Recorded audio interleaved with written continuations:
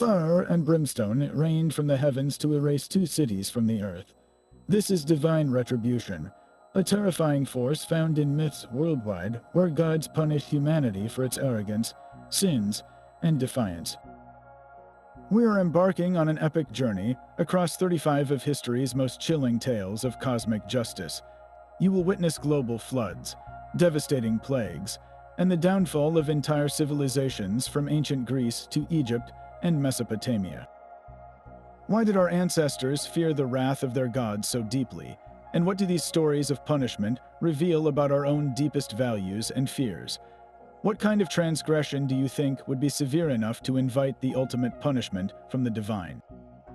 The clamor of humanity had become an unbearable din.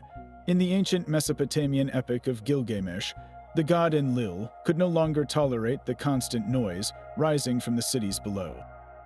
He saw humanity not as a creation to cherish, but as a failed experiment, a restless swarm that had overstayed its welcome.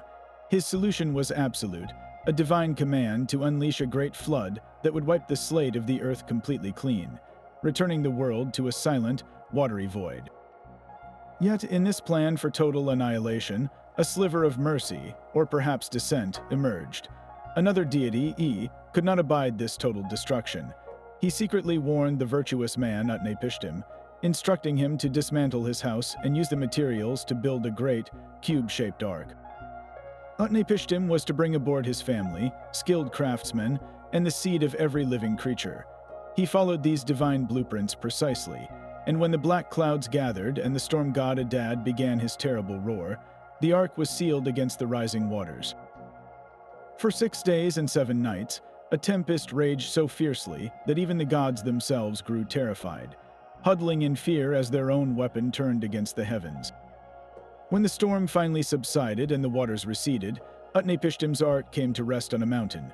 He released a dove, then a swallow, and finally a raven, which did not return, signaling that dry land had at last emerged. Utnapishtim then made a sacrifice to the gods, whose hunger for the pleasing aroma revealed their own dependence on the very humanity they had sought to destroy. This story, etched on clay tablets millennia ago, is not merely a Mesopotamian legend. It is the first recorded chapter in a truly global phenomenon. From the deluge that spared Deucalion and Pirhe in Greek myth, to the vast floods described in Hindu scriptures and indigenous stories from the Americas, cultures separated by oceans and continents all tell a similar story of a world cleansed by water. This recurring narrative of a great flood acts as the ultimate reset button for a displeased pantheon, a catastrophic event that answers a profound and unsettling question. What does a deity do when its creation becomes too loud, too corrupt, or simply too flawed to tolerate? The answer, it seems, is often written in water. But the flood was not the only tool of divine anger. From the silence of the drowned world, we turn to a spectacle of fire. The names Sodom and Gomorrah have echoed through centuries as the ultimate symbols of sinful cities doomed to destruction. According to the Book of Genesis, the outcry against these two cities was so great, their wickedness so profound, that it reached the ears of Yahweh himself. Their primary sin, often interpreted as a deep violation of sacred hospitality, had made their fate inevitable. The narrative centers not on the city's masses, but on one man living among them, a man named Lot. 2 angels, appearing as ordinary men, arrived in Sodom, and Lot, understanding the sacred duty of a host, brought them into his home for protection.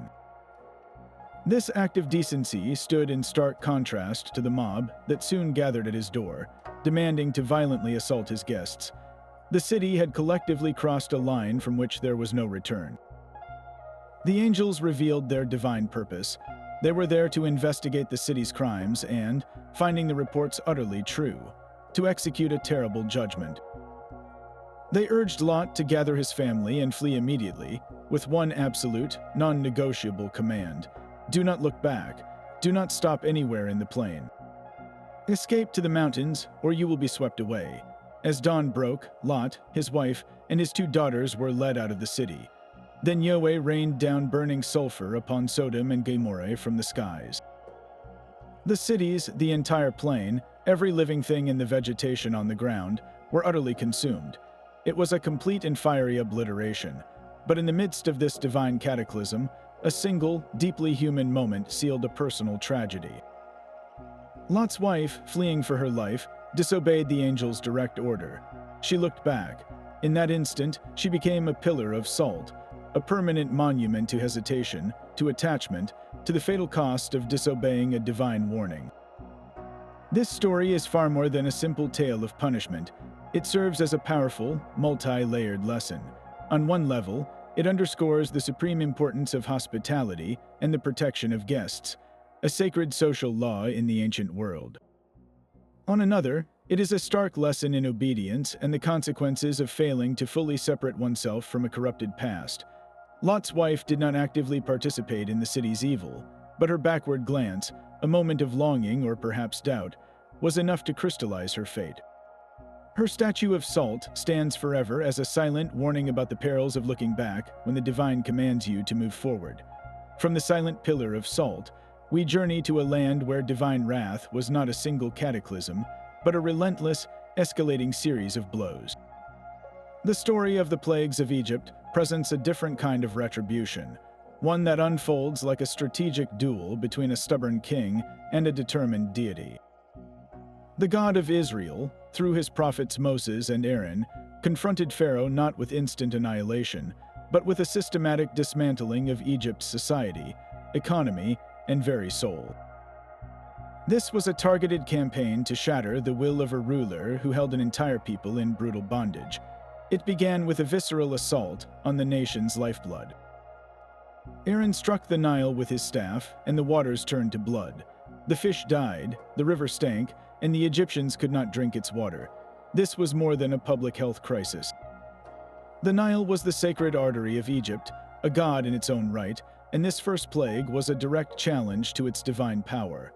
When Pharaoh remained unmoved, a second invasion began. Frogs swarmed up from the same polluted waters, infesting homes, beds, and ovens, turning the land into a squirming, croaking nightmare. Even this grotesque inconvenience failed to break the king's resolve. So the plagues intensified, shifting from nuisance to direct physical affliction. The dust of the earth became gnats or lice, covering people and animals alike. Then came swarms of wild animals, or flies, that ravaged the land.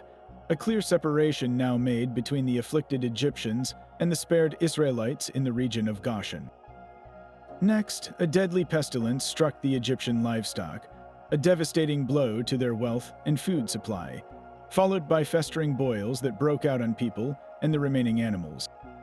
The God of Israel was systematically demonstrating control over the Egyptian natural order. Then the sky itself became a weapon. A storm of hail and fire, unlike any seen before, pummeled the land, shattering trees and flattening crops. Any person or animal left in the field was struck down. This was a direct challenge to the gods of weather and sky. Still, Pharaoh's heart hardened.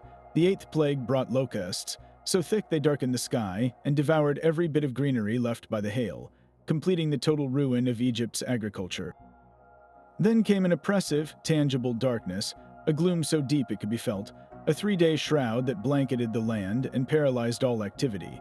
This was a strike against Ra, the supreme sun god of Egypt, proving a power greater than the sun itself. Through 9 plagues, the God of Israel had humiliated the entire Egyptian pantheon, showing dominion over water, land, animals, disease, and the heavens. Yet Pharaoh still refused. This defiance led to the final, most terrible act of retribution. The death of the firstborn was the ultimate, heartbreaking blow. At midnight, a force of destruction passed through Egypt and every firstborn son, from the heir to Pharaoh's throne to the child of the lowliest prisoner in the dungeon, died. The great cry that rose from Egypt was a sound of absolute, universal grief. Only then, with his own house shattered, did the defiant king relent and release the Hebrews from their chains. This sequence of plagues was far more than a negotiation tactic. Each one was a symbolic act, a calculated demonstration that the God of Israel held supreme authority over every domain the Egyptians considered sacred.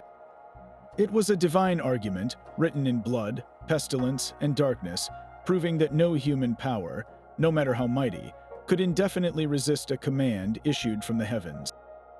That final, haunting cry from Egypt echoes into a far older and more intimate form of terror, a curse not on a nation, but woven directly into a single family's bloodline. In the dark annals of Greek mythology, no house was more accursed than that of Atreus, a dynasty doomed to repeat a cycle of murder, betrayal, and cannibalism across generations. The poison seed of this curse was planted by its founder, Tantalus, a mortal favored by the gods and even allowed to dine at their celestial table. Tantalus committed an act of such profound hubris it defied all understanding.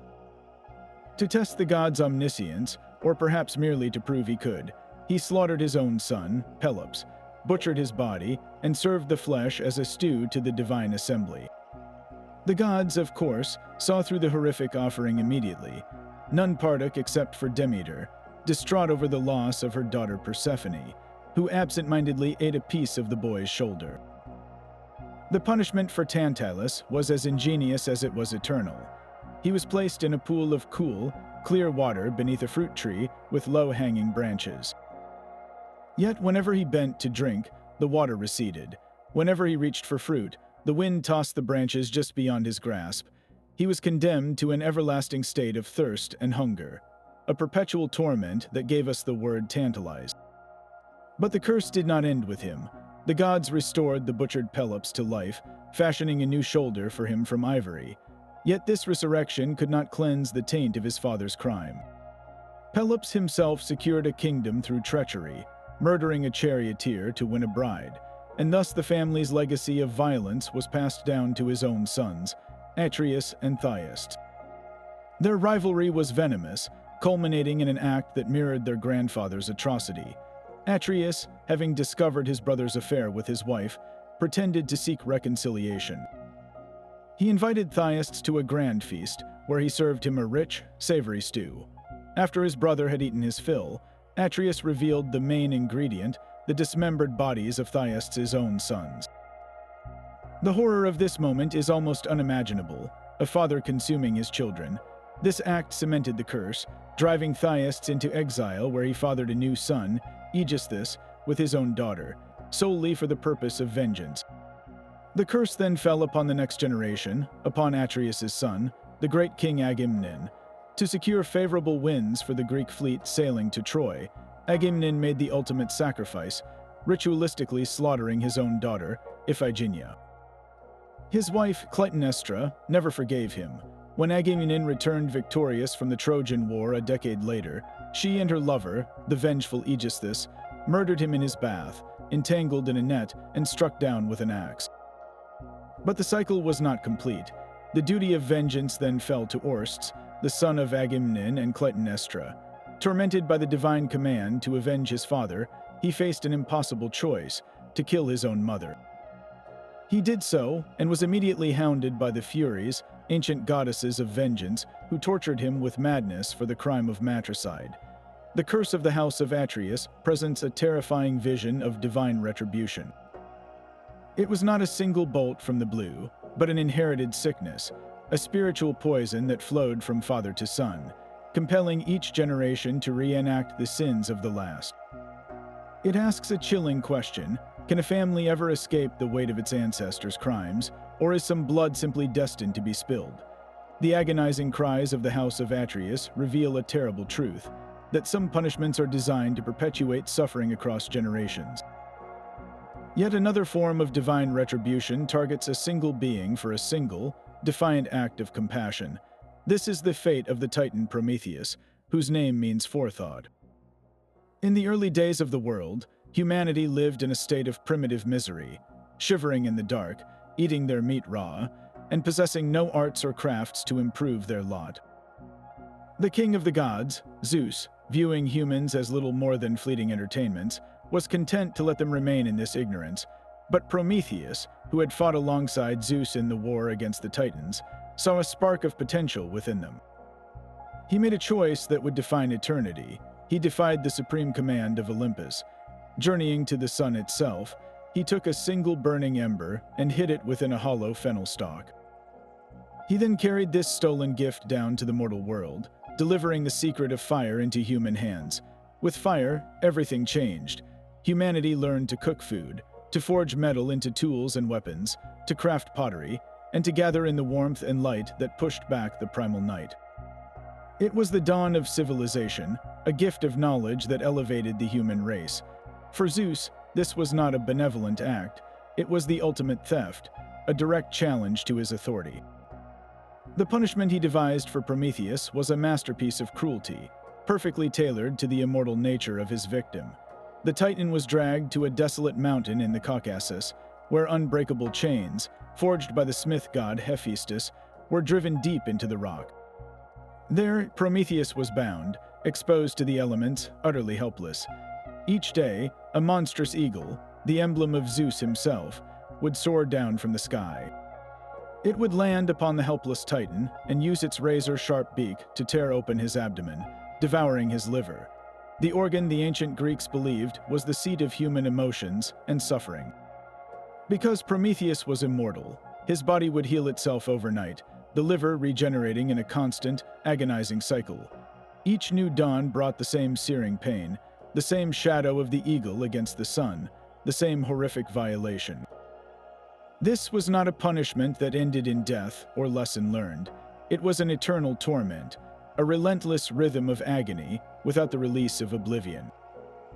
The myth of Prometheus is far more than a simple story of crime and punishment. It is a profound exploration of the cost of progress and the price of defiance. Prometheus knowingly sacrificed his own eternal peace to give humanity the tools for its own advancement. His suffering raises a difficult question: is the pursuit of knowledge and the betterment of our condition worth the inevitable consequences, the wrath of established powers who wish to keep the old order intact? His punishment also highlights the paradoxical horror designed for an immortal, a body that cannot die subjected to a pain that never ends, a torment that uses the very power of eternal life as the engine for its suffering.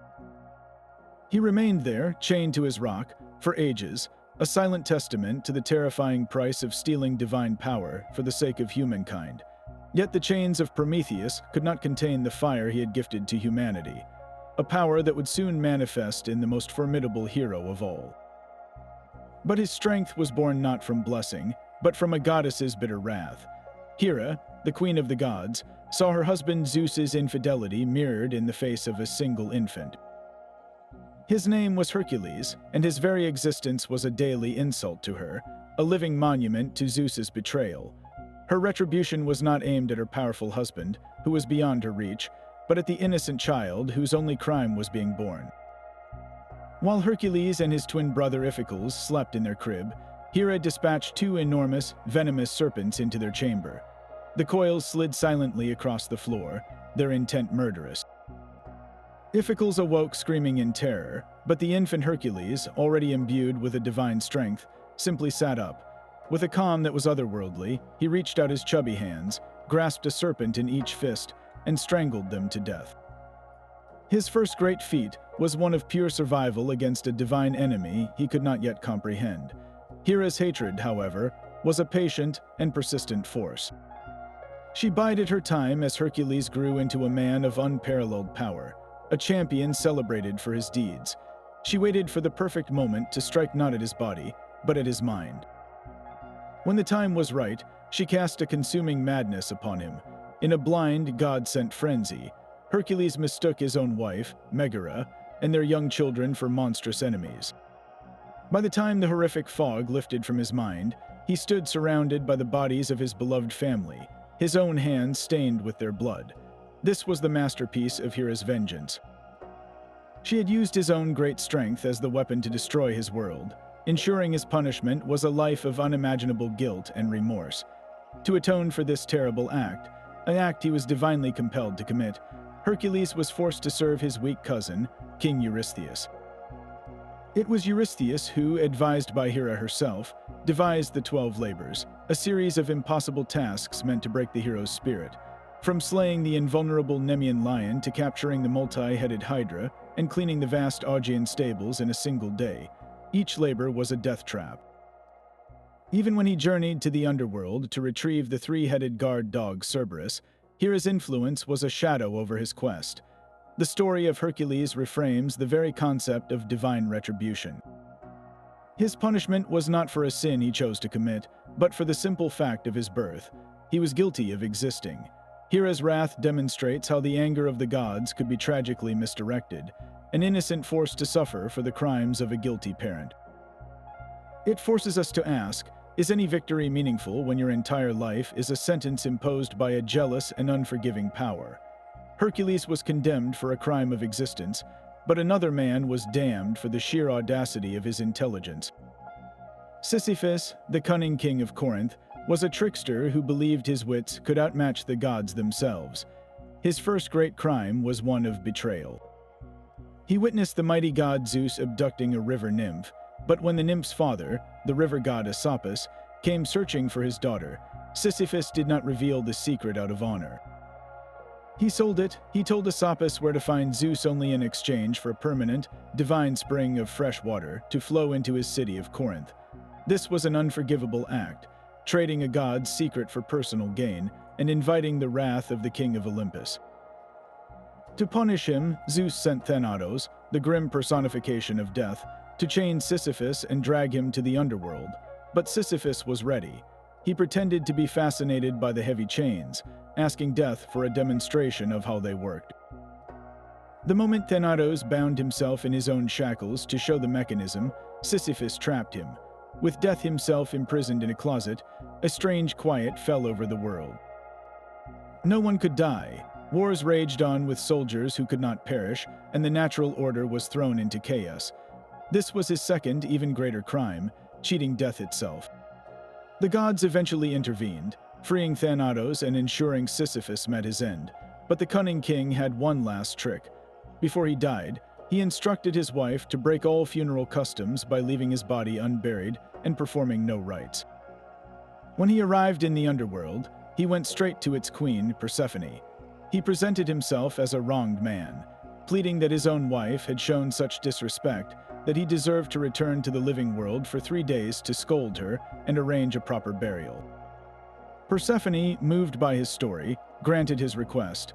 Sisyphus returned to the sunny world of the living, and of course, he simply stayed there, living out his days until he died of old age, having cheated Death a second time.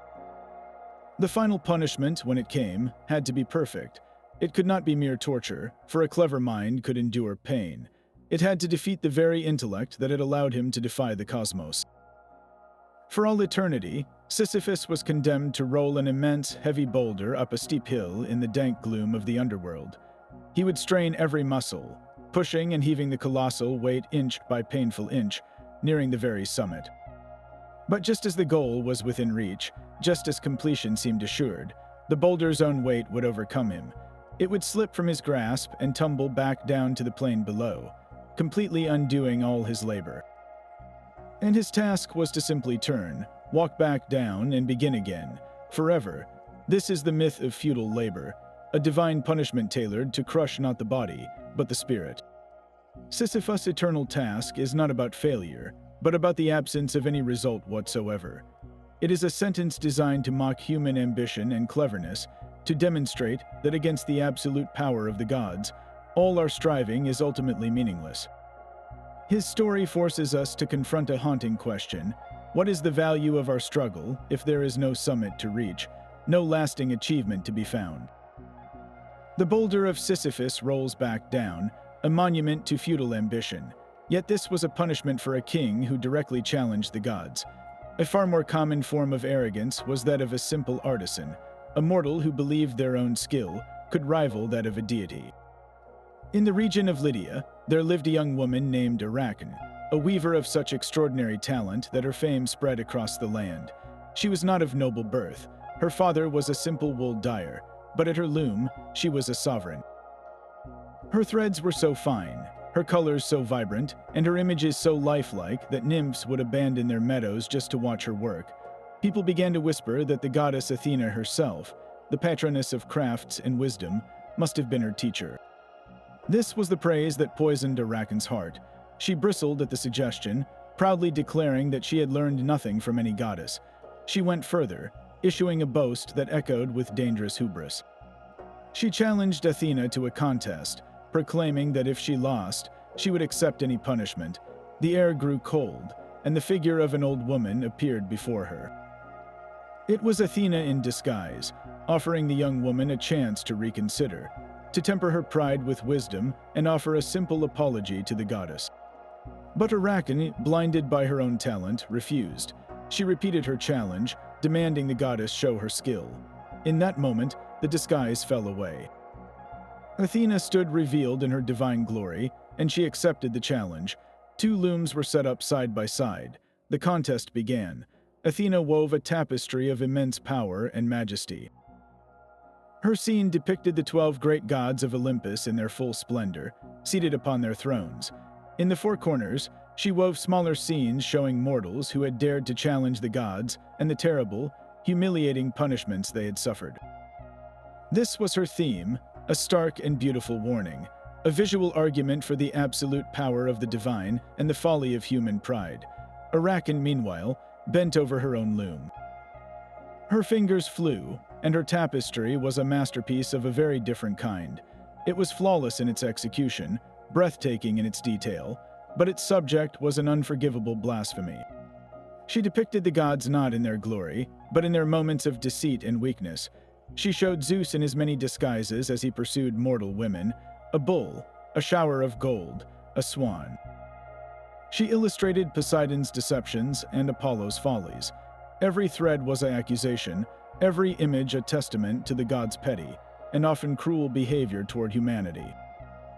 The tapestry was perfect, and it was an insult. Athena examined the work. She could find no flaw in the technique, not a single misplaced thread. This perfection was the final, unbearable provocation. The goddess's fury was not just that of a challenged patron, but that of a power whose very nature had been mocked. In a rage, she tore Arrakeen's magnificent tapestry to shreds and struck the girl on the head with her shuttle. The weight of the divine blow was more than a mortal soul could bear. Overwhelmed with shame and terror, Arrakeen ran and tied a rope around her neck, intending to hang herself. But Athena would not grant her the release of a simple death. The goddess intervened, sprinkling her with a potion made from magical herbs. As the liquid touched Arrakeen, her body began to shrivel and contort. Her head shrank, her limbs grew long and thin, and her belly swelled. She was transforming into the very creature that spends its life suspended by a thread. Arrakeen had become the first spider, condemned to weave for all eternity, along with all her descendants. Her punishment was a twisted reflection of her crime. She had lived for her weaving, and now she would weave forever. She had been proud of her art, and now her art was an instinct, a trap, a ceaseless and mindless labor. The story of Arrakeen is a chilling lesson in the limits of human achievement. It asks where the line lies between justifiable pride in one's work and the kind of arrogance that invites disaster. Was Arrakeen punished for her lack of skill? No, she was punished because her skill was so great it became a weapon against the heavens. Her fate suggests that in the eyes of the gods, the most dangerous mortal is not the warrior or the king, but the artist whose brilliance threatens to eclipse the divine itself. The spiders of Arrakeen weave their endless, intricate webs, a testament to artistic pride punished. Yet another form of hubris awaits its reckoning, one that takes flight not on a loom's thread, but on wings crafted by human genius. The labyrinth of King Minos was an inescapable prison, a monstrous maze built by the master inventor Daedalus to contain the Minotaur. Having helped the hero Theseus defeat the beast, Daedalus and his young son Icarus were themselves locked away by an enraged king, trapped within the very walls Daedalus had designed. High towers and patrolling ships made escape by land or sea impossible, but Daedalus, whose mind could conceive of wonders, looked to the sky. If the earth and sea were barred, he would conquer the air. He studied the flight of birds, gathering fallen feathers and arranging them by size. With patient skill, he fashioned 2 pairs of immense wings, binding the feathers together with thread and sealing them with wax. He was creating a path that belonged solely to the gods. As he fitted the wings to his son's shoulders, his warning was precise and grave. He instructed Icarus to follow a middle course. Do not fly too low, for the damp sea spray will clog your feathers and pull you down into the waves. But above all, do not fly too high. The heat of the sun will melt the wax that holds your wings together. His words were a map for survival, a plea to respect the boundaries between the human and the divine. The moment of escape was one of breathtaking liberation. Father and son leaped from their prison tower, and the wings caught the air. They were flying, soaring over the sea, leaving the labyrinth far below. For Icarus, the initial caution gave way to an overwhelming, intoxicating joy. The feel of the wind, the vastness of the sky, the sheer wonder of flight filled him with a reckless ecstasy. He began to climb higher, leaving his father's steady path behind. The warning faded from his mind, replaced by a glorious, arrogant thought. Why should he, who could touch the clouds, be bound by his father's fearful rules? He soared upward toward the brilliant, fiery disk of the sun, drawn by its radiant power. The heat grew intense. First, a single drop of wax sizzled and ran. Then another, a feather loosened and spun away. The structural integrity of the wings, that marvel of human invention, began to fail catastrophically. In a sudden, terrifying instant, the bonds dissolved. The feathers scattered into the empty air. The boy who had flown like a god was now just a boy, tumbling out of the sky.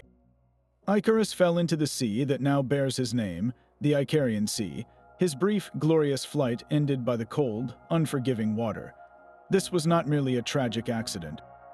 It was a form of divine retribution for the sin of overreach, for the hubris of a mortal who believed he could inhabit a celestial realm. The sun, a symbol of Apollo, enforced the natural law that Daedalus had understood, but his son had forgotten.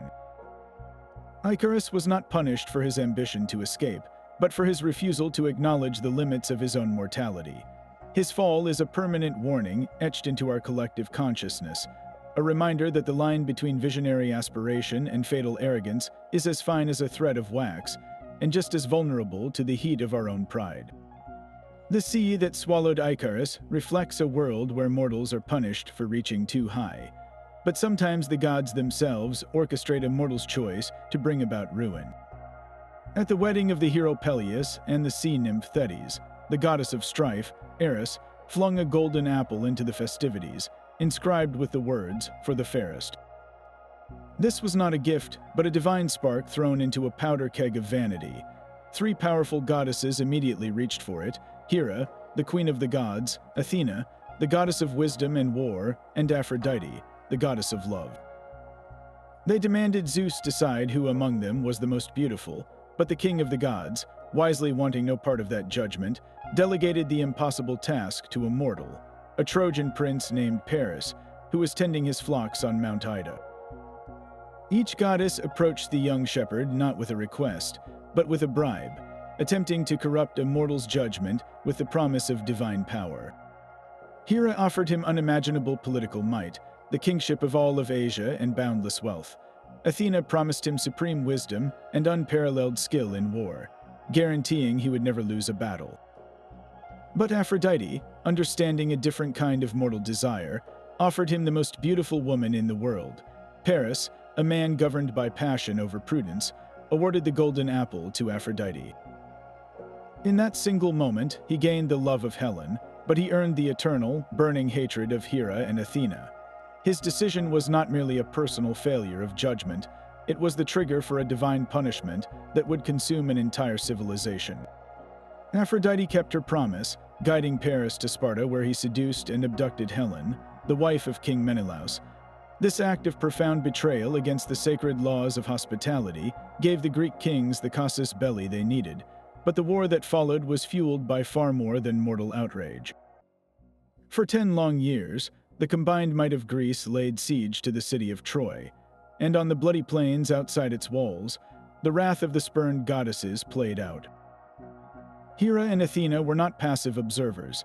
They were active, relentless combatants on the side of the Greeks. They manipulated events, protected their favorite heroes, and schemed to ensure the Trojans would fall. The war was a chessboard for their vengeance, and every fallen Trojan soldier was a peace sacrifice to satisfy their wounded pride. The judgment of Paris presents a terrifying model of retribution, one where the punishment is catastrophically disproportionate to the crime. An entire city, its people, its culture, and its very existence, was condemned to fire and the sword because of one man's choice in a beauty contest. The gods used human failings, vanity, lust, and pride as the instruments of their own conflict, demonstrating that in the divine court, the sentence could extend far beyond the guilty individual to encompass every innocent soul connected to them. This myth forces us to confront a chilling reality, that sometimes the greatest tragedies begin not with a thunderbolt from the sky, but with a whispered promise and a golden apple, leaving us to wonder if we are ever truly the authors of our own fate, or merely players in a celestial drama of wrath. The ruins of Troy were a monument to pride, but the divine wrath that felled its towers could also echo within the walls of a single palace. In the prosperous city of Thebes, Queen Niobe stood at the pinnacle of mortal happiness, blessed with a loving husband and 14 beautiful children, 7 sons and 7 daughters. Her life was a tapestry of joy and prosperity, a testament to fortune's favor. Yet, this very blessing curdled into a fatal arrogance. During an annual festival, the women of Thebes gathered to honor the goddess Leto, the revered mother of the divine twins Apollo and Artemis. As the incense rose and prayers were chanted, Niobe arrived, her heart swelling not with piety, but with contempt. Why should they worship Leto, she demanded, a goddess with only 2 children? She, Niobe, was the truly blessed one, a mother of 14, a queen whose lineage and progeny far outshone any celestial claim. She commanded the people to turn their worship to her, a living, breathing monument of maternal superiority. Her words were not just boastful, they were a direct, sacrilegious challenge to a powerful deity. The insult reached the ears of Leto, and a mother's quiet fury is a force that can move heaven and earth. She summoned her children, the radiant Apollo and the fierce Artemis. To avenge their mother's honor, they descended upon Thebes not with a cataclysm, but with a chilling, surgical precision. The sons of Niobe were together in a field, practicing their athletic games. Suddenly, Apollo, the god of the flawless arrow, drew his bow. One by one, the princes fell, each struck by an invisible shaft that found its mark with unerring accuracy. Their bodies lay scattered in the dust, their strength and promise extinguished in moments. When news reached the palace, Niobe's grief was immediate and overwhelming, but even in her anguish, her pride flickered. She clung to her 7 daughters, declaring that she was still the greater mother. It was a final, fatal mistake. At that moment, Artemis, the huntress, let fly her own arrows from the shadows of the palace courtyard. The daughters, huddled around their mother for protection, were slain before her eyes. In the span of a single hour, Niobe's world was annihilated. Her husband, Amphion, upon seeing the horror, took his own life. Niobe was left utterly alone, seated among the 14 corpses of her children. Her grief was so immense, so absolute, that the very gods took pity, yet their mercy was its own form of punishment. They transformed her into a marble statue, but not a cold, silent effigy. They placed her upon Mount Sipylus in her native Lydia, and from the stone, a perpetual stream of water flowed, the unending tears of a mother's remorse. The weeping rock of Niobe became a landmark, a natural wonder that forever told her story. Her punishment was a perfect, terrible reflection of her crime. She had boasted of her children as her ultimate achievement, and so they were taken. She had claimed superiority through her fertility, and was left barren and stone. Her story is a harrowing lesson in the danger of measuring mortal blessings against the divine, a warning that even a mother's love, when twisted by hubris, can call down a storm of arrows that leaves only stone and tears in its wake. The weeping stone of Niobe embodies a grief born of pride, but another punishment in the underworld was reserved for a crime of pure, cold-blooded betrayal. King Danaus had 50 daughters, the Danaids, and his brother Aegyptus had 50 sons. To settle a bitter rivalry, a mass wedding was arranged, uniting the cousins in matrimony. But this was no celebration, it was a trap. Danaus, consumed by hatred and fear, gave each of his daughters a sharpened hairpin and a single, chilling command. On their wedding night, as their new husbands slept, they were to plunge those pins into their hearts. 49 of the 50 daughters obeyed. They became murderous brides, staining their marriage beds and violating 2 of the most sacred laws of the ancient world: the duty of a host to protect a guest and the sanctity of the marital bond.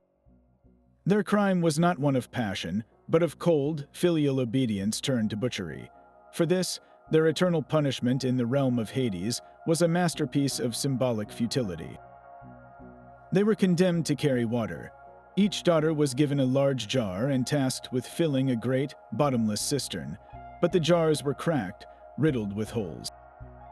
They would journey to a source, fill their vessels, and hurry back, only to have the water trickle and drain away long before they reached their goal. Their labor was endless, repetitive, and utterly without result, a sister punishment to the torment of Sisyphus. Where his task mocked ambition, theirs mocked the very concept of atonement. They could never fill the vessel, just as they could never wash away the blood guilt from their hands. This myth speaks to a profound understanding of justice. The punishment was not merely about hard labor, it was a perfect, cruel reflection of their crime. They had broken the vessel of trust, they had spilled the lifeblood of their guests, and so for all eternity, they would struggle to hold onto something that perpetually slipped away. It forces us to ask, can a sin born of obedience ever be truly forgiven? Or does the one who carries out the order share equally in the damnation of the one who gave it? The cracked jars of the Danaids could never be filled, a futile effort to atone for spilled blood. But what if an entire civilization, in its quest for absolute power, spilled the very virtues that held it together? This is the mystery of Atlantis, a cautionary tale of divine retribution preserved not on crumbling clay, but in the philosophical dialogues of Plato. He describes a magnificent island empire, located beyond the Pillars of Hercules, that was blessed with a godlike lineage and staggering technological advancement. Its capital city was a marvel of engineering, built from concentric rings of land and water, adorned with palaces, temples, and docks hewn from red, white, and black stone. The Atlanteans were originally a noble and virtuous people, living in harmony with the gods and their own laws. Their society was the pinnacle of human achievement, a golden age made manifest. But over generations, the divine spark within them began to fade, corrupted by their own immense power and prosperity. The virtue of their founding kings was replaced by an insatiable greed and a hunger for dominion. They ceased to honor the gods, believing their own might was supreme. Their society, once a beacon of order, became drunk on its own ambition, transforming from a peaceful civilization into a brutal, imperialistic war machine. They set their sights on conquering the entire Mediterranean, subjugating all in their path. It was this hubris, this utter moral decay from within, that called down the final judgment. The gods, witnessing this once great people become a plague upon the earth, had seen enough. The punishment was not a slow decline, but a single, cataclysmic event. In one terrible day and night of fire and tremors, the earth convulsed. The ground beneath Atlantis shattered as violent earthquakes tore its glorious cities apart. Then the sea rose in a titanic deluge, swallowing the fractured land whole. The entire island continent, with every trace of its advanced culture and arrogant people, was dragged beneath the waves, vanishing forever into the depths. Plato's story, while a philosophical allegory about the ideal state, functions perfectly as a myth of divine retribution. It carries the same core warning as the flood of Gilgamesh or the fall of Sodom, but on a staggering, continental scale. Atlantis was not destroyed by a foreign enemy, but by its own internal corruption. The gods did not send a rival army, they simply withdrew their favor and let the natural world enact its terrible justice. The sinking of Atlantis stands as a permanent, haunting question. Is any civilization, no matter how advanced or powerful, immune to the consequences of its own moral collapse? The drowning of an entire civilization reveals a terrifying truth, that divine anger can threaten all of creation. But what happens when the instrument of that anger becomes too effective, when the cure becomes a plague far worse than the original disease? This is the core of a terrifying myth from ancient Egypt, centered on the lioness goddess Sekhmet. In the time of Ra, the great sun god, humanity had grown restless and rebellious. They plotted against the aging king of the gods, mocking his authority and scheming in the shadows. Their disrespect was a poison, and Ra decided it required a purge. But he would not unleash a simple flood or storm. He reached for his own eye, a powerful entity known as the Eye of Ra, and sent it to Earth in the form of his daughter, the warrior goddess Sekhmet. She was not merely a lion, She was the embodiment of untamed, predatory fury. Her very name means the powerful one, and she was a storm of fangs and claws, a divine force of pure, undiluted vengeance. Descending upon the world, she began her great slaughter. She did not merely kill, she reveled in it. She waded through fields of humanity, her jaws dripping with blood, her roars echoing the joy of the hunt. She was a perfect, relentless weapon, and she was doing her job too well. The sands of Egypt ran red. The rebellion was crushed, but Sekhmet's bloodlust was insatiable. She continued her rampage, threatening to exterminate every last human being. Ra looked down upon the carnage and felt a profound shift. His anger had cooled, replaced by a chilling fear and a flicker of pity. He realized that his own instrument of justice was now the greatest threat to his creation. He had to stop the goddess he had unleashed, but how do you halt a force of nature that is also a deity? A direct confrontation was impossible, so Ra devised a plan of supreme cunning. He commanded his priests to gather a vast quantity of beer, a common offering to the gods. But this was no ordinary libation. They mixed the beer with red ochre and pomegranate juice, dyeing it a deep, bloody crimson. Under the cover of night, they poured this liquid over the fields where Sekhmet was destined to continue her slaughter, creating a lake of what appeared to be fresh, spilled blood. As dawn broke, the lioness goddess returned, her thirst for destruction unabated. She saw the vast, red pool shimmering in the morning light and believed it to be the remains of a great massacre. With a roar of triumph, she bent to drink, lapping up the intoxicating liquid. She drank and drank until the potent beer clouded her senses and slowed her limbs. The fierce lioness grew drowsy, then peacefully drunk. Her rage subsided into a deep, contented sleep. When she awoke, the bloodlust had left her.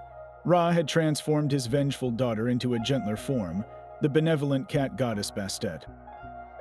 The human race was saved, not by a battle, but by a divine trick. The myth of Sekhmet's wrath explores a unique and profound dilemma. It presents a god who must punish his creations, only to discover that the punishment has a life of its own, threatening to spiral into absolute annihilation. The story asks a difficult question.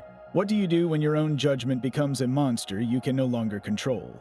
Ra's solution, a clever deception that pacified rather than destroyed his weapon, reveals a complex view of divine justice, one where mercy can arrive in the most unexpected form, a simple potion of dyed beer that saved the world from a goddess who forgot how to stop. The clever trick that pacified Sekhmet saved humanity from total annihilation. Yet in the heart of Egypt itself, a far more intimate betrayal was festering. This is the story of Osiris, the wise and benevolent god-king who first taught humanity the secrets of agriculture, law, and worship. He ruled with such grace and fairness that his own brother, Set, the god of deserts, storms, and chaos, grew consumed by a bitter, jealous rage. Set did not merely want the throne, he wanted to utterly erase his brother from existence. He devised a plot of sinister cunning.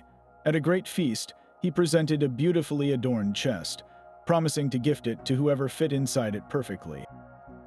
Osiris, trusting and unsuspecting, lay down inside the ornate coffin. The moment he did, Set and his 72 conspirators slammed the lid shut, sealed it with molten lead, and hurled it into the Nile. The chest carrying the living king floated away, eventually coming to rest in a tamarisk tree far downriver. This was not the end, but only the beginning of Set's desecration. He later discovered the chest, and in a fury that defied all sacred bonds, he tore his brother's body apart, dismembering it into 14 pieces and scattering them across the length of Egypt. Each fragment was lost, a divine king reduced to scattered relics. The world plunged into chaos as the natural order, or Ma'at, was shattered by this heinous act. But retribution would come, not from Osiris himself, who became the Lord of the Dead, but through his avenging son, Horus. The conflict between Horus and Set is one of the most protracted and brutal in all mythology, a divine courtroom battle and a physical war rolled into one. Horus, the falcon-headed god, represented legitimate kingship and the rightful heir seeking to avenge his father and restore balance to the world. Set was the cosmic transgressor, the embodiment of disorder who had murdered his own kin and usurped the throne. Their struggle was epic. They fought in a series of fierce contests, and in one vicious battle, Set managed to tear out Horus's left eye, the lunar eye. Horus, in turn, castrated Set, a symbolic retaliation for his inability to produce a legitimate heir. The damage to the eye was profound, but the god Thoth eventually restored it, making it the powerful symbol known as the Wadjet, a sign of wholeness and protection. This was more than a family feud. It was a cosmic legal case tried before a tribunal of the gods. For 80 years, the gods debated who was the rightful king. Isis, the wife of Osiris and mother of Horus, used her immense magic and wisdom to champion her son's cause, proving the legitimacy of his claim against Set's violent usurpation. Eventually, the council ruled in favor of Horus, restoring him to his father's throne and establishing the precedent that the son rightfully inherits from the father. Set was defeated, bound, and forced to carry the restored Osiris on his back as a permanent sign of his submission. He was not annihilated, for chaos is a necessary part of the universe, but he was decisively punished and contained. The myth of Osiris and Set presents a profound vision of divine retribution. It is not about the punishment of a mortal, but the punishment of a god who violates the most fundamental laws of the cosmos. Set's crime brought infertility and chaos to the land, mirroring the dismemberment of the king. His defeat at the hands of Horus was the necessary act that reassembled the broken order, piece by piece, restoring Ma'at and ensuring the cycles of life, death, and rebirth could continue. It asks a powerful question: what happens when the very powers that govern reality turn against one another, and how is balance ever restored after such a foundational crime? Even the mighty halls of Asgard were not immune to the slow decay of their own cosmic order. The doom of the Norse gods, known as Ragnarok, was not a punishment inflicted by a higher power, but a devastating consequence of their own actions, a divine retribution woven into the very fabric of fate. This end of all things was set in motion by a single, heartbreaking event, the death of Balder the Beautiful.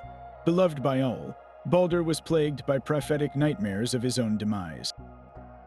His mother, Frigg, traveled the world and secured an oath from every substance, every stone, every metal, and every disease, that they would not harm her son. With this protection in place, the gods made a sport of hurling weapons at the invulnerable Balder, laughing as they bounced away harmlessly. But Frigg had overlooked one seemingly insignificant plant, the mistletoe. The trickster Loki, ever the agent of chaos, learned of this omission. He fashioned a dart from mistletoe and guided the hand of Balder's blind brother, Hodder, who unknowingly launched the one thing that could pierce the gods' immunity. Balder fell dead, and the first great bond of trust among the gods was irrevocably broken. This murder shattered the peace of Asgard. The gods were consumed by grief and rage, and their punishment of Loki was severe. They bound him deep beneath the earth with the entrails of his own son, and a serpent was placed above his head to drip venom onto his face for all eternity. His wife, Sigyn, faithfully holds a bowl to catch the poison, but when she must empty it, the acid burns Loki, and his writhing was said to cause earthquakes. This torment, however, only deepened his hatred, ensuring he would break free when the time was right. The death of Balder was the first thread pulled from the tapestry of the world. It signaled the beginning of Fimbulwinter, 3 years of endless, bitter cold with no summer in between. The sun and moon grew dim as they were chased across the sky by ravenous wolves. Brother turned against brother, and all bonds of kinship and honor dissolved across the realms. The very chains that held the monstrous wolf Fenrir, another of Loki's terrifying children, finally snapped. The Midgard serpent, Jormungandr, stirred in the ocean depths, causing tidal waves to crash upon the shores. And from the land of fire, Muspelheim, the giant Surtur and his legions began their march, their flaming swords lighting the path to the final battlefield. When the day of Ragnarok dawns, it will be a blood-red sky. Heimdall, the watchman of the gods, will sound the Gijallarhorn, its mournful call echoing through the 9 worlds, summoning all to their fate. The gods, led by Odin, will don their armor and ride for the plains of Vigrid. Loki, freed from his bonds, will steer a ship made from the fingernails and toenails of the dead, carrying the host of hell itself. The fire giants will arrive from the south, and the frost giants from the east. In the ensuing cataclysm, the great prophecies will be fulfilled. Odin will be devoured by the wolf Fenrir. Thor will slay the Midgard serpent, but will stagger only 9 steps before succumbing to its venom. The god Freyr, having given away his magical sword, will fall to the fire giant Surtur. Loki and Heimdall will kill one another in a final, personal duel. One by one, the gods and their greatest enemies will perish, their struggles tearing the world apart. Surtur will then fling fire across the cosmos, and the world will be consumed in a blazing inferno before sinking beneath the waves. The stars will vanish from the sky, and silence will reign. Yet, from this total annihilation, a new world emerges. The earth will rise again from the sea, green and fertile. A new sun, the daughter of the old, will warm the land.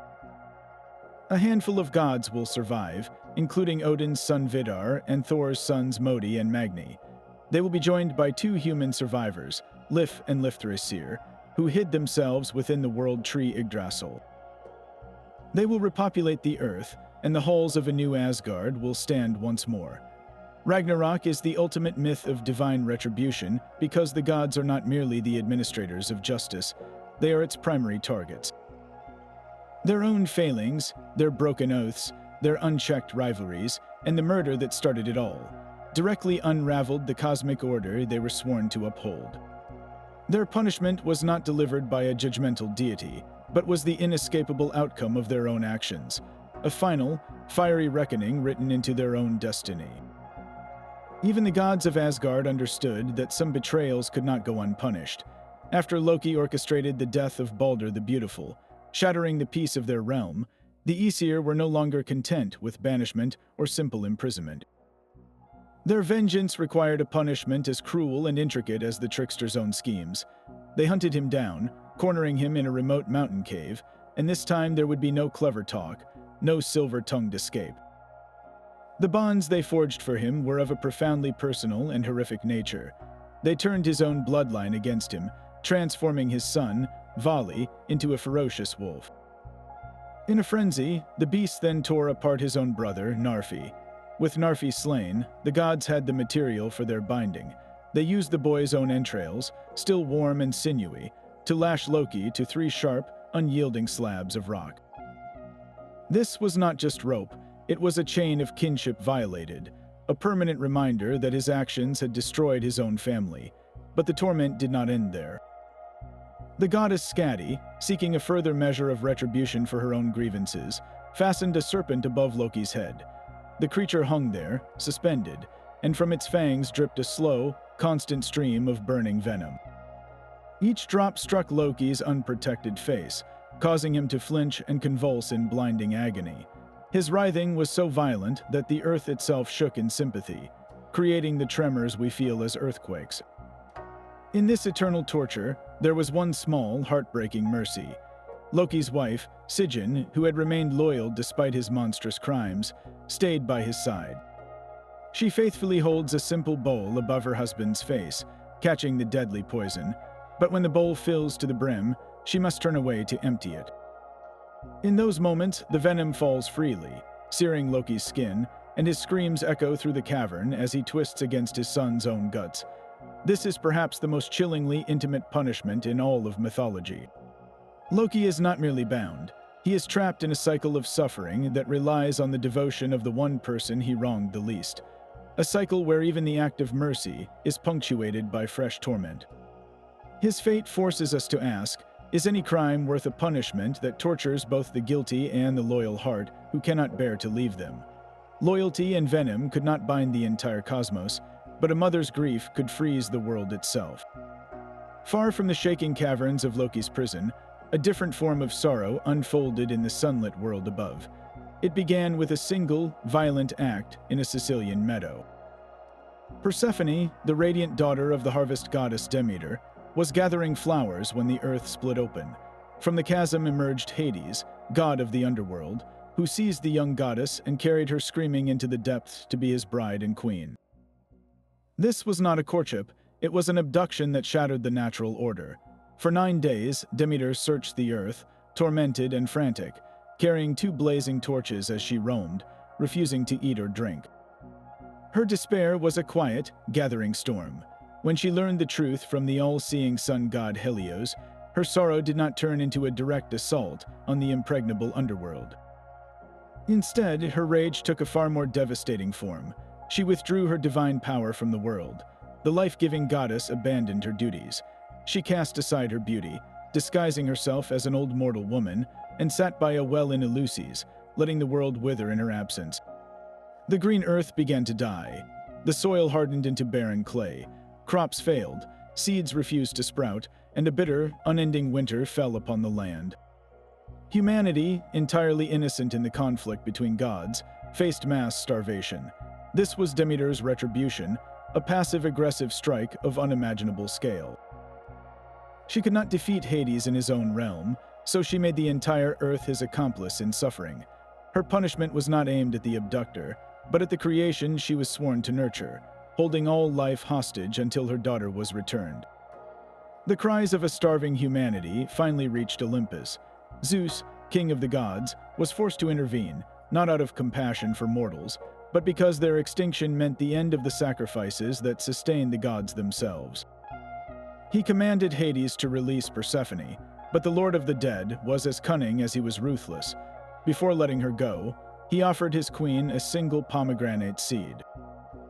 By consuming the food of the underworld, even that tiny amount, Persephone was forever bound to his realm. A compromise was struck, a divine negotiation that used a mortal world as its bargaining chip. For each of the 6 seeds she was said to have eaten, Persephone would spend 1 month of the year in the underworld as its queen. For the remaining 6 months, she could return to the light and her mother's embrace. This is the myth we know as the origin of the seasons, but from the perspective of retribution, it is a chilling lesson in collateral damage. Demeter's grief brought the human world to the brink of extinction, a punishment for a crime they did not commit. Every year, when Persephone descends, Demeter's sorrow returns, and the earth grows cold and barren.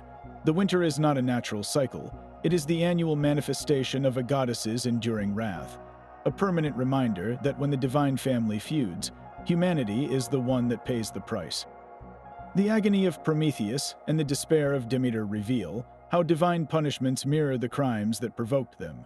This principle of cosmic justice finds its ultimate expression in the torment of Tantalus, the very man whose actions poisoned the bloodline of the house of Atreus for generations. His story begins not as a cursed king, but as a mortal favored by the gods, even welcomed to their celestial table on Mount Olympus. He dined on ambrosia and drank the nectar that granted eternal youth, privileges no other human possessed. Yet this divine favor was not enough. In an act of staggering greed, Tantalus stole the sacred food of the gods, intending to share it with his mortal friends to make them immortal, or perhaps simply to possess that power for himself. This theft was a profound violation of the boundary between human and divine, but his next crime was even more unspeakable. To test the gods' famed omniscience, or perhaps to prove he could deceive them, he committed an atrocity that defied all natural law. He murdered his own son, the young prince Pelops, butchered his body, and boiled the flesh into a stew. He then served this horrific meal to the gods at a banquet, challenging them to uncover his monstrous deception. The gods immediately recognized the foul offering. They recoiled in horror, refusing to touch the meal. Only the goddess Demeter, who was distraught and distracted by the loss of her daughter Persephone, absent-mindedly ate a piece of the stew, consuming the boy's shoulder. The crime was a perfect storm of transgression, combining the theft of divine property with the ultimate act of deception and the violation of sacred kinship. The punishment devised for Tantalus was a masterpiece of symbolic retribution, a torment tailored with cruel precision to his crimes. He was condemned to stand forever in the underworld in a pool of cool, clear water that rose to his chin. Luscious fruits, apples and pears and pomegranates, hung from the branches of a tree that shaded him from the sun. He was surrounded by the very sustenance he craved. Yet, whenever the burning thirst overcame him and he bent his head to drink, the water would instantly recede, draining away into the dry earth and leaving only mud at his feet. Whenever the pangs of hunger gripped him and he reached for the ripe, heavy fruit, a sudden wind would rustle through the tree, lifting the branches just beyond his grasp. The words he craved were perpetually visible, eternally close, but forever unattainable. His name itself became the verb to tantalize, to torment with the illusion of satisfaction. His punishment was not about pain, but about the psychological agony of unfulfilled desire, a perfect echo of his crimes. He had stolen the food of the gods, so he was cursed to be surrounded by food he could never eat. He had served his own son as a deceptive meal, so he was now the victim of a world that perpetually deceived his senses.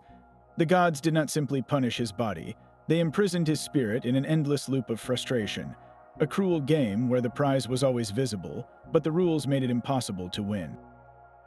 This eternal hunger and thirst was the price for his hubris, a permanent reminder that no mortal, no matter how favored, could exploit the divine without facing a consequence more terrible than any they could imagine. The same divine chains that once bound Loki could not hold the ultimate prisoner. In the Christian tradition, the story of divine justice reaches its most paradoxical and triumphant moment not with a punishment inflicted from on high, but with a rescue mission launched from the depths of a tomb. This is the harrowing of hell, a myth where the victim of a brutal execution becomes the conqueror of the underworld itself. After his body was laid in the sepulchre and his spirit departed, Christ did not remain in the stillness of death. In the mysterious 3 days between his crucifixion and resurrection, his divine soul descended into the realm of the dead, into what was often called limbo or hell. But he did not go as a captive. He went as a liberator, a divine warrior storming the very gates of the underworld. The imagery is powerful and militant. Ancient icons depict him striding into the abyss, not in humility, but in glory, shattering the doors that had been sealed since the dawn of time. He crosses the chasm not as a soul to be judged, but as the judge of all, his victory over death now being applied retroactively to all of history. His target was Satan, the prince of darkness, who had held humanity in the bondage of sin and death since the fall of Adam. This was the ultimate turning of the tables, a divine retribution aimed squarely at the personification of evil itself. The one who had been unjustly killed now confronted his ultimate captor in his own domain. This was not a battle of swords, but a confrontation of cosmic authority. With the power of his sinless sacrifice, Christ stripped Satan of his ill-gotten power. He reclaimed the keys of death and Hades, plundering the strongman's house and setting the prisoners free. And who were these prisoners? They were the righteous souls of the Old Testament, figures like Abraham, Moses, and David, who had lived and died in faith, but who, according to the theology, could not enter heaven until the redemptive work of the Messiah was complete. For centuries, they had waited in a state of restful anticipation, a place often called the bosom of Abraham. Christ's descent was their liberation day. He gathered these faithful souls and led them in a triumphant procession out of the shadows and into the light of paradise. This narrative reframes the very idea of divine retribution. It is not about a God punishing humanity, but about God entering human suffering to punish the true enemy and shatter the chains that bind all of creation. The harrowing of hell answers a profound question. What is the fate of those who lived and died before divine grace was fully revealed? It offers a vision of a justice so comprehensive that it reaches backward through time, ensuring that no soul of faith is left behind in the darkness. This is retribution as redemption, a victory won not from a throne, but from a tomb. Even the earth itself could become an instrument of divine judgment. Deep in the wilderness, a rebellion was brewing not against a foreign king, but against the man chosen to lead them to the promised land. Korah, a Levite from a prestigious family, grew resentful. He gathered 250 prominent leaders of the community, confronting Moses and Aaron with a biting challenge. He said, "You have gone too far, for all the community are holy, every one of them, and the Lord is with them. Why then do you set yourselves above the Lord's assembly?" This was a rebellion cloaked in the language of equality, a challenge to the very structure of authority that God had established. Korah was not alone. Dathan and Abiram, from the tribe of Reuben, joined the revolt, refusing even to come when Moses called for them. They accused Moses of failing them, of bringing them out of a land flowing with milk and honey, only to let them die in the wilderness. The next day, Moses instructed the rebels to appear before the tent of meeting with censers. burning incense as a test to see whom the Lord would choose. The entire community gathered, watching the tense confrontation. The glory of the Lord appeared to all, and a voice spoke, telling Moses and Aaron to separate themselves from this community so that it could be consumed in a moment. Moses and Aaron fell on their faces, pleading for the people, arguing that only one man had sinned. The instruction was given, tell the community to get away from the dwellings of Korah, Dathan, and Abiram. The people moved back, and the rebels stood at the entrances of their tents with their families and all their possessions. Then Moses delivered the final, chilling proclamation. By this you will know that the Lord has sent me to do all these things, for it is not from my own heart. If these men die a natural death, then the Lord has not sent me. But if the Lord creates something entirely new, and the ground opens its mouth and swallows them and all that belongs to them, and they go down alive into the realm of the dead, then you will know that these men have treated the Lord with contempt. The moment he finished speaking, the ground beneath their feet split apart with a deafening roar. The earth opened its mouth and swallowed Korah, Dathan, Abiram, their entire households, every single person associated with them, and all their possessions. They went down alive into the grave, with everything they owned, and the earth closed over them. They vanished from the community, erased from existence. But the judgment was not complete. Fire flashed out from the presence of the Lord and consumed the 250 men who were offering the unauthorized incense. The censers they held, the very symbols of their illicit claim to priesthood, were now holy because they had been presented before the Lord. They were hammered into bronze sheets to cover the altar, serving as a permanent, grim reminder that no one outside the line of Aaron should approach to offer incense to the Lord. This was a terrifyingly swift and absolute act of retribution. It was not merely about punishing dissent, but about defending a divinely instituted order. The rebellion of Korah was a direct challenge to the conduit through which God had chosen to communicate his law and his grace. The story forces a difficult question. Where is the line between righteous dissent and a prideful challenge to an authority that has been clearly and supernaturally established? The earth that swallowed Korah's rebellion demonstrated a punishment of absolute erasure. Yet the very first murder in the Hebrew Bible received a sentence far more complex and psychologically profound. Cain, a tiller of the soil, brought an offering of his crops to the Lord, while his brother Abel, a keeper of flocks, brought the finest firstborn of his sheep. The Lord looked with favor on Abel and his offering, but on Cain and his offering he did not. A burning jealousy took root in Cain's heart, and though he was warned that sin was crouching at his door, he lured his brother into a field and rose up against him, killing him. When the Lord asked, "Where is your brother Abel?" Cain replied with a lie that has echoed through the ages, "I do not know. Am I my brother's keeper?" The blood crying out from the ground bore witness against him. The punishment God decreed was not execution, which would have been the expected justice.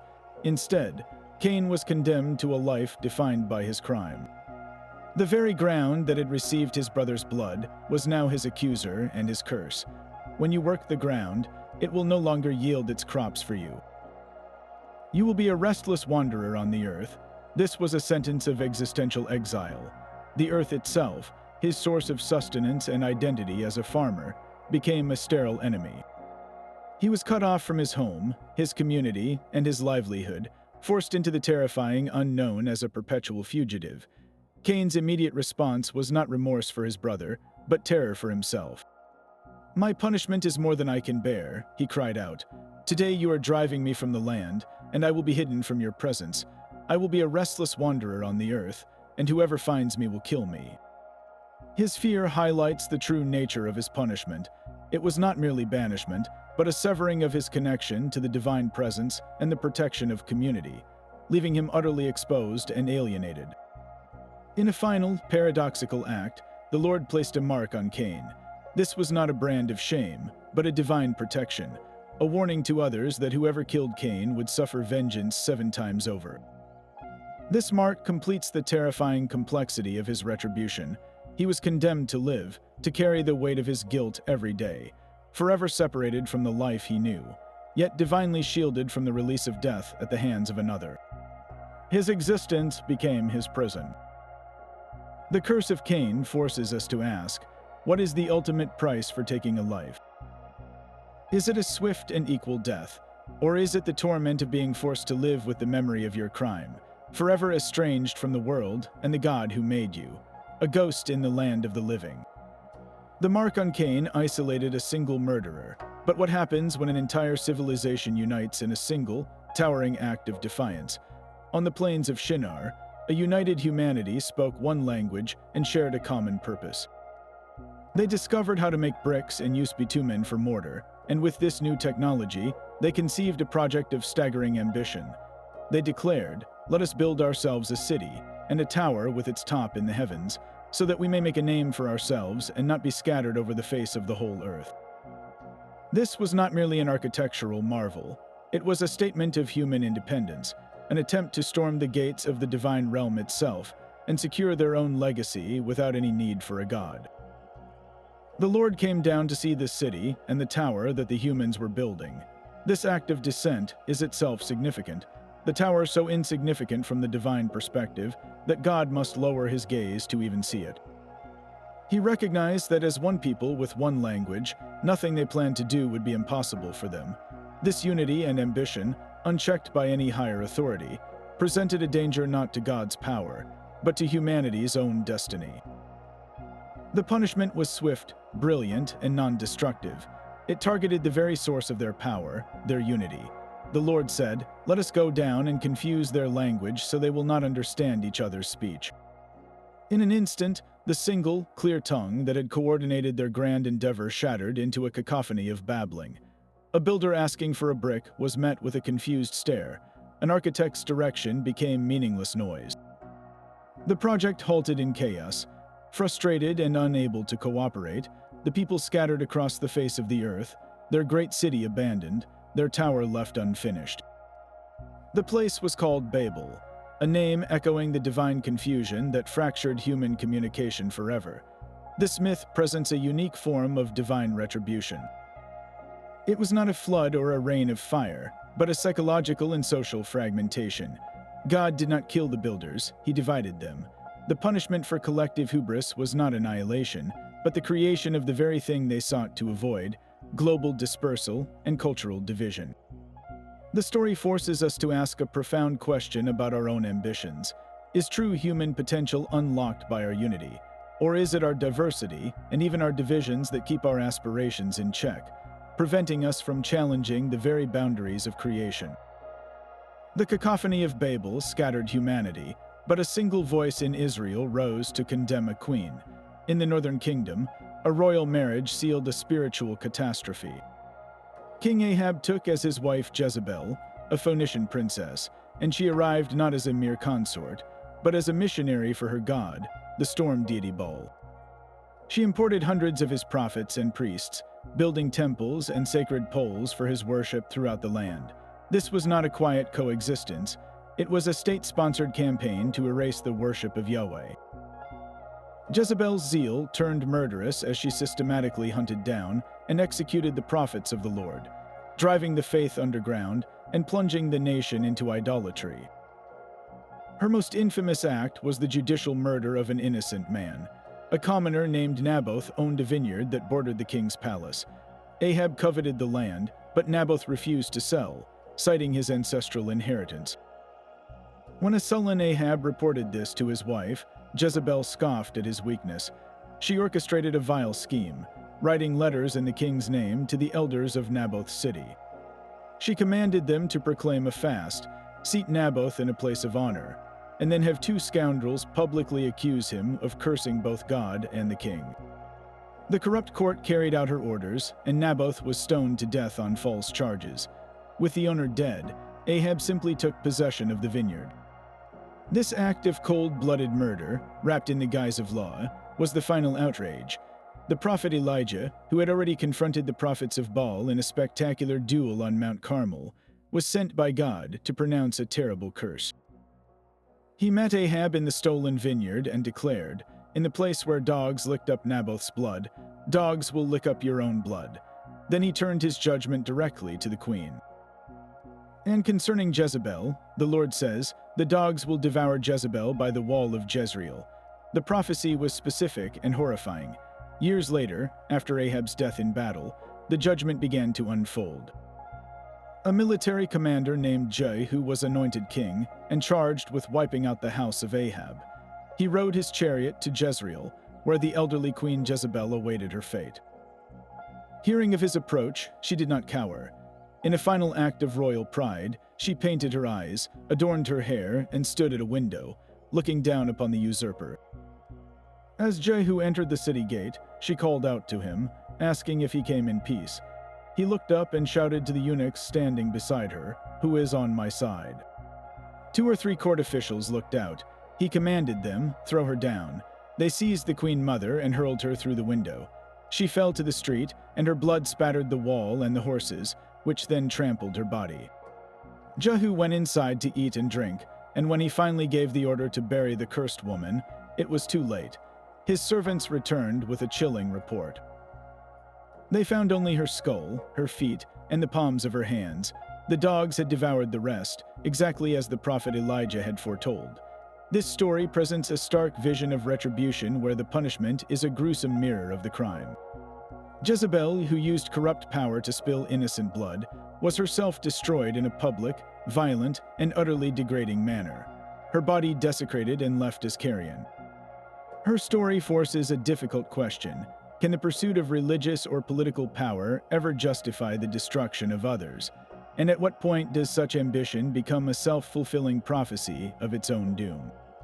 The fate of Jezebel demonstrated how a tyrant could be devoured by their own corruption. But the most primal fear embedded in ancient Greek society was the violation of hospitality. In the wild, misty highlands of Arcadia, a king named Lycaon ruled. He was a man of savage temperament, and his disbelief in the gods curdled into a perverse and horrifying experiment. When the king of the gods, Zeus, came to his palace disguised as a weary traveler, Lycaon recognized the divine presence beneath the humble guise. Instead of offering the reverence and protection owed to any guest, he saw an opportunity to test a theological point. He doubted the gods' ability to truly know the hearts of men, and he conceived a meal that would prove it. He murdered a young boy, one of the many hostages he kept at his court, butchered his body, and roasted the flesh. He then mixed this horrific offering with the meat of sacrificed animals and served it to the unsuspecting Zeus at his table. The transgression was absolute, a perfect storm of murder, sacrilege, and the utter desecration of the sacred bond between host and guest. The gods' reaction was instantaneous and cataclysmic. There was no deliberation, no warning. A thunderous rage overturned the very table where the foul meal was laid. With a single thunderbolt, Zeus blasted Lycaon's palace to splinters and ash, obliterating the seat of his power and his crime in one fiery instant. But for the king himself, a more symbolic and enduring punishment was reserved. As Lycaon fled the wreckage of his home, his own body began to twist and contort in a terrifying metamorphosis. His fine robes fused into a coat of coarse, gray fur. His hands and feet hardened into paws with sharp claws. His own face, once human, stretched into a snarling muzzle, and his voice became a howl of pure, animal terror. Zeus had transformed him into the very creature that embodied his true nature, a wolf. The myth of Lycaon is a foundational tale of retribution. It punished not just murder, but the specific act of betraying the trust of a guest, a crime that struck at the heart of ancient Greek social order. His transformation was not merely a physical change. It was an external manifestation of the savage brutality that had always lived within him. He became what he was, a predator forever exiled from the company of men, doomed to roam the wilderness he so closely resembled. This story forces us to ask, what is the ultimate price for violating the most fundamental codes of decency? And when does a human being cross a line from which there is no return to civilization? A mortal's hand should never hold the reins of the sun. The story of Phaethon is a searing lesson in the danger of a gift given too freely. Phaethon was the young son of the sun god Helios, but he lived on Earth, tormented by peers who doubted his divine parentage. To prove his lineage, he journeyed to the radiant, eastern palace of his father, a structure ablaze with gold and precious gems. Moved by his son's desperate plea, Helios swore a binding oath on the sacred river Styx to grant him any wish.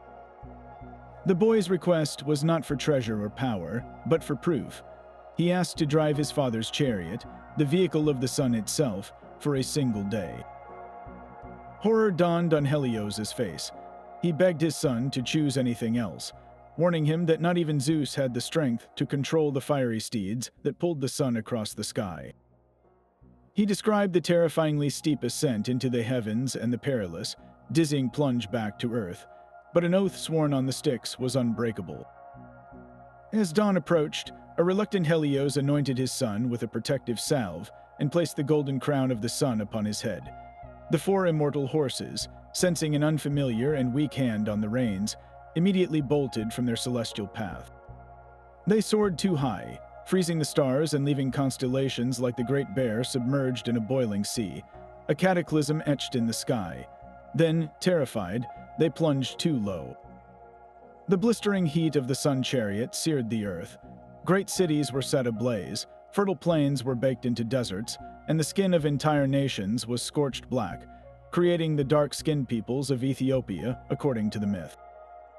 The earth itself cracked open in a desperate cry to the heavens, as rivers boiled away and the sea shrank to a fraction of its size. To prevent the complete incineration of the world, Zeus was left with no choice. He raised his master bolt and hurled a thunderbolt of pure, concussive force, striking Phaethon from the chariot. The boy, his hair streaming fire, fell like a shooting star into the distant river Eridanus. His sisters, the Heliades, mourned him so profoundly they were transformed into poplar trees, their tears hardening into amber. This myth presents a devastating form of retribution where the punishment fits the arrogance with terrifying precision. Phaethon was not evil, merely proud and desperate for validation, yet his single day of unqualified power, a role he was utterly unfit for, nearly unmade creation itself. His death was a necessary act of cosmic triage, a thunderbolt aimed at one mortal to save the entire world from his innocent, catastrophic incompetence.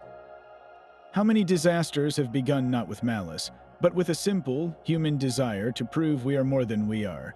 But the sun-scorched earth left by Phaethon's folly was still a sacred place, its groves protected by divine law. In the heart of Thessaly stood a magnificent grove sacred to Demeter, the goddess of the harvest. Ancient oak trees, their branches thick and whispering, formed a living temple. At its center was a single, colossal oak, so grand it was said to be the home of a dryad, a tree nymph whose own life was bound to its roots. This was a place of deep peace, where offerings were left, and the goddess herself was felt in the rustling leaves. Into this sanctuary strode King Erysichthon, a man whose arrogance was as vast as his wealth. He arrived not to worship, but to build. He desired a new feasting hall, and declared that this very oak would provide the main beam. His men, terrified of the sacrilege, refused to lift an axe. Enraged, Erysichthon snatched the weapon himself. The first bite of the blade into the sacred bark was met with a horrifying sign. Blood, dark and thick, began to ooze from the gash, staining the wood and the earth below. A voice, weak and full of agony, cried out from the tree itself. It was the Dryad, pleading with him to stop, warning him that her life was ending with each blow, and that Demeter's vengeance would be swift and terrible. Erysichthon only laughed, a cruel sound that echoed through the grove. He called her prophecies meaningless and struck again, harder, until the great oak groaned, tilted, and crashed to the ground, killing the nymph as it fell. The other tree spirits, horrified, immediately sent a prayer to Demeter, their grief carried on the wind. The goddess heard, and her wrath was as cold and purposeful as winter. She summoned a minor goddess, Limos, the very embodiment of famine. She commanded the gaunt, shivering creature to find Erysichthon and crawl inside him, to plant a hunger within his belly that could never, ever be satisfied. Limos obeyed, finding the king as he celebrated his new construction. She breathed her essence into him as he slept. He awoke with a ravenous need that eclipsed all thought. He ordered a feast, devouring platters of meat, loaves of bread, and entire casks of wine. Yet the more he ate, the more his stomach screamed in emptiness. His wealth, once immense, began to vanish as he sold his lands, his palaces, and his treasures to buy more food. He was a king reduced to a beggar, his entire kingdom consumed by his gut. In a final act of desperation, he sold his own daughter into slavery for a purse of coins to spend on a meal.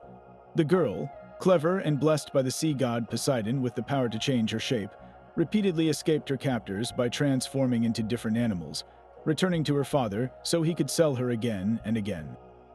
But even this trickery could not outrun the curse. The money always ran out, the hunger always returned, sharper and more agonizing than before. With nothing and no one left to sell, trapped in a body that was both blotched and skeletal, Urushichthin's all-consuming famine turned inward.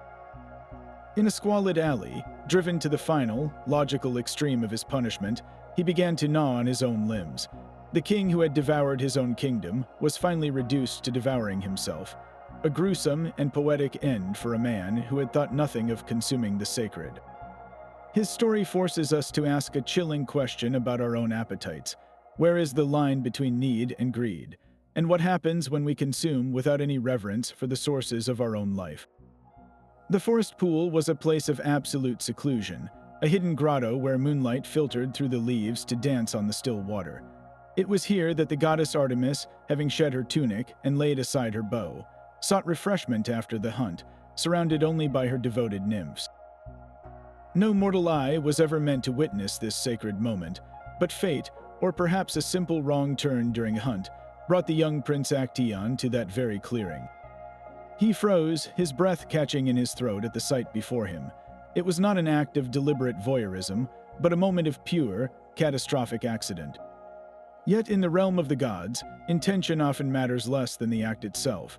Artemis sensed his presence instantly.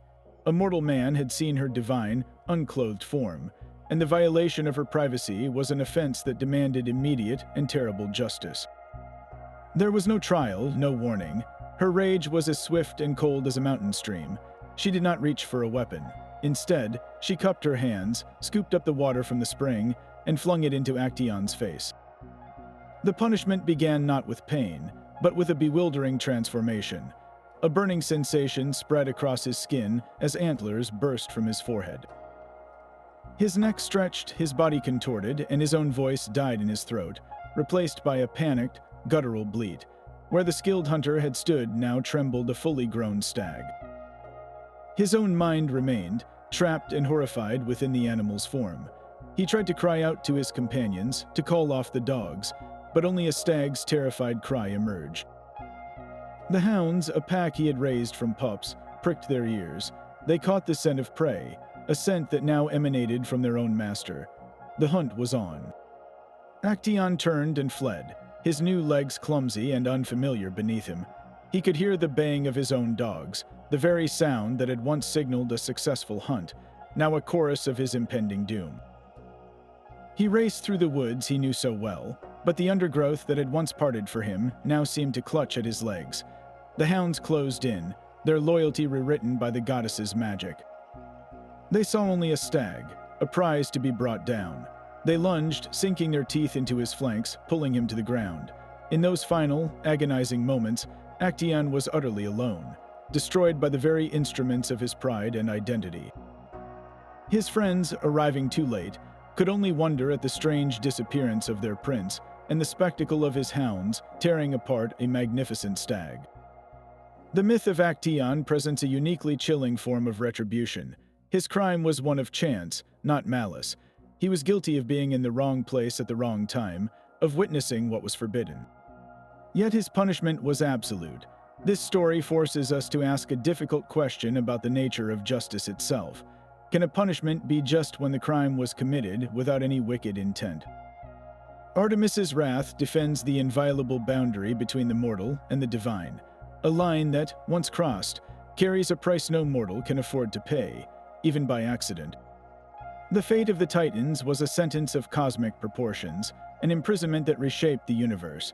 Before the reign of Zeus and his Olympian siblings, the world was ruled by the Titans, the primal gods of the first generation. Their leader was Cronus, who had himself seized power by overthrowing and castrating his own father, Uranus. This cycle of patricide and rebellion was the poisonous legacy Zeus was born into. Fearing a prophecy that one of his own children would overthrow him, Cronus devoured each of them at birth. But his wife Rhea, in desperation, saved the youngest, Zeus, by tricking Cronus into swallowing a stone instead. The hidden god grew to maturity, and his first act of retribution was to force his father to disgorge his siblings, the future Olympians. This act of liberation ignited the Titanomachy, a cataclysmic war that shook the very foundations of the cosmos. For 10 brutal years, the Titans, led by Cronus, battled the Olympians from their stronghold on Mount Othrys. The conflict was so immense that the earth groaned and the seas boiled, with neither side able to gain a decisive advantage. The stalemate was broken only when Zeus followed a prophecy and freed the Hecatoncheires and the Cyclopes from the abyss where they had been imprisoned.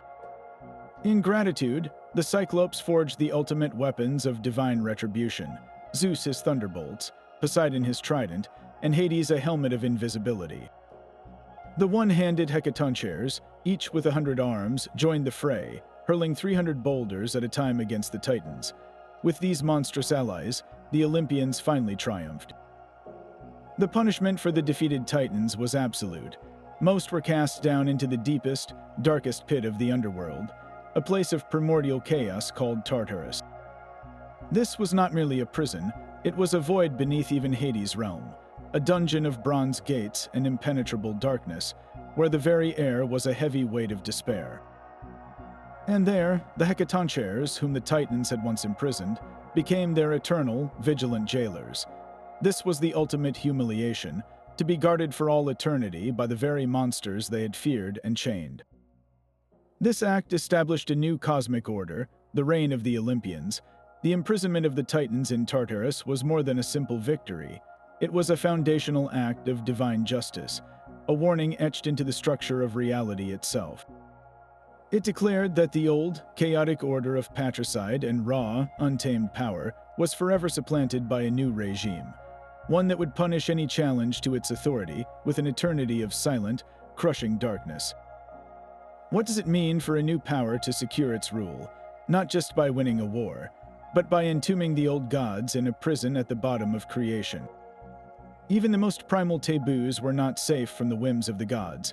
On the island of Cyprus, a princess named Mir lived a life of gilded misery, for she was the victim of a punishment that arrived before any crime. Her offense was a simple one. She neglected the worship of Aphrodite, or worse, dared to claim she was more beautiful than the goddess of love herself. In retaliation, Aphrodite did not strike her with a plague or a beast. Instead, she planted a seed deep within the girl's psyche, a cursed and burning lust for her own father, King Cinyras. This was a divine retribution designed to corrupt from the inside, forcing the victim to become the agent of their own eternal damnation. Mirha fought the unnatural desire with every fiber of her being, tormented by shame and horror, even attempting to hang herself. But her nurse discovered her, and upon learning the secret, devised a terrible plan to sate the girl's cursed longing. During the festival of Demeter, when women were separated from their husbands, the nurse approached the king with a tale of a young maiden desperately in love with him. In the pitch black of the night, Mirha was led into her father's bed. For several nights, the deception held, the darkness hiding her identity. But curiosity, or perhaps a father's intuition, compelled Cinyras to bring a lamp into the chamber. The light revealed his own daughter. His rage was a tempest of betrayal and revulsion. He drew his sword, intent on killing her for the ultimate violation. Mirha fled the palace, stumbling through the wilderness for 9 months, pursued by her father's wrath and crushed by her own guilt, all while carrying the child of their union. Exhausted, broken, and with no escape from the consequences of a sin she was compelled to commit, she cried out to the gods. She begged for a punishment, for a transformation that would grant her neither life nor death. The deities heard her desperate plea. They changed her into a myrrh tree, her feet rooting into the soil, her skin hardening into bark, and her tears becoming the precious, fragrant resin that weeps from the tree to this day. This metamorphosis was both her prison and her salvation, an eternal state that suspended her between human suffering and vegetable oblivion. But the story of retribution was not complete. In time, the bark of the tree split open, and from the womb of the transformed Mirha, the infant Adonis was born. He would grow to be a youth of such breathtaking beauty that even Aphrodite herself would fall in love with him, creating a bitter irony where the goddess who cursed the mother came to adore the son. The myth of Mirhi presents a deeply unsettling cycle of divine justice. The punishment was the crime itself, a psychological poison that made the victim a perpetrator. Her final transformation was not merely a punishment for her actions, but a merciful end to an unbearable existence, a permanent monument to a shame that began not with a mortal's choice, but with a deity's cruel and calculated wrath. The torment of Orsts did not end with his mother's death, for his crimes summoned the most ancient and terrifying agents of justice. Born from the blood of the castrated sky god Uranus, the Erinyes were not beautiful Olympians. They were primal, hideous creatures, older than Zeus himself, with wings of bats, eyes that wept tears of blood, and hair that writhed with living serpents. They were the personification of a curse. Their very name meant the Angry Ones, and they existed for one purpose: to hound those who had committed crimes against the natural order. They were the Furies, and they answered to a law deeper than the whims of any single god. Their targets were specific and profound: the killer of a parent, the host who betrayed a guest, the individual who broke a sacred oath, or any child who showed profound disrespect to their elders. They were not interested in motives or excuses, only in the act itself. When they found a guilty soul, they did not strike with a thunderbolt. Their punishment was a slow, psychological unraveling. They would appear to the offender in waking nightmares and haunting visions, hissing accusations that only the guilty could hear. They would whisper in the dark, reminding them of their transgression until the weight of their own conscience became an unbearable torture.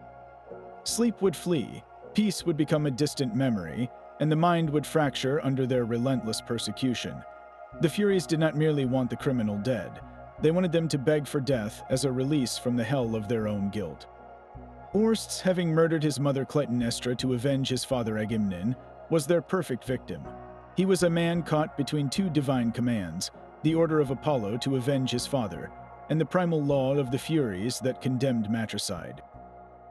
After the deed, they swarmed him, their ghastly forms a constant presence. He could feel their breath on his neck, hear the rustle of their snaky locks, see their burning eyes in every shadow. They chased him across the known world, a pack of divine hounds driving him to the brink of insanity. His flight was not from a physical enemy, but from the very concept of his own crime. The Furies represent a terrifying idea, that some laws are so fundamental to the cosmos that they enforce themselves. They are not justice as a reasoned verdict, but retribution as an instinctual, unstoppable force. They are the embodiment of a guilty conscience made manifest, a supernatural certainty that the universe itself will not let certain sins go unpunished. What does it say about our deepest fears that the ancient Greeks imagined justice not as a wise judge, but as a pack of monstrous, shrieking women who would chase you forever? The Furies hounded the guilty with a conscience made manifest, but some kings believed their own power was so great it could eclipse the heavens themselves. In the land of Elis, King Salmoneus grew drunk on his own authority. He was not content with ruling his people, he desired their worship. He commanded that his subjects revere him not as a king, but as the king of the gods, Zeus. His arrogance was not a quiet boast, but a public performance designed to rewrite reality. He ordered the construction of a bridge of bronze across his entire city, and he would drive his chariot back and forth over it at a furious pace. The chariot wheels, clattering and booming on the hollow metal surface, created a deafening, continuous roar. This, he proclaimed to his terrified citizens, was the sound of his divine thunder. To complete the blasphemous spectacle, he had his servants hurl burning torches high into the air around his chariot, streaking the sky with man-made fire. He declared these torches to be his lightning bolts, the weapons of a god. He was staging a theatrical imitation of a storm, demanding that his people kneel before his pathetic, tinny echo of true divine power. The real Zeus, watching from Olympus, did not merely grow angry. He was insulted by the sheer pettiness of the charade. The punishment required no deliberation, no council of gods. It was an immediate and absolute refutation. Zeus did not send a warning or a lesser bolt. He hurled a single, genuine thunderbolt, a spear of pure celestial fury that cut through the artificial noise and the mock lightning. It struck Salmoneus directly, vaporizing the king, his bronze bridge, and his chariot in an instant. The retribution did not stop with the perpetrator. The entire city was consumed in the ensuing cataclysm, wiped from the earth as if it had never been. This was more than an execution, it was an erasure. The myth of Salmoneus serves as the ultimate, literal example of a mortal being struck down for hubris.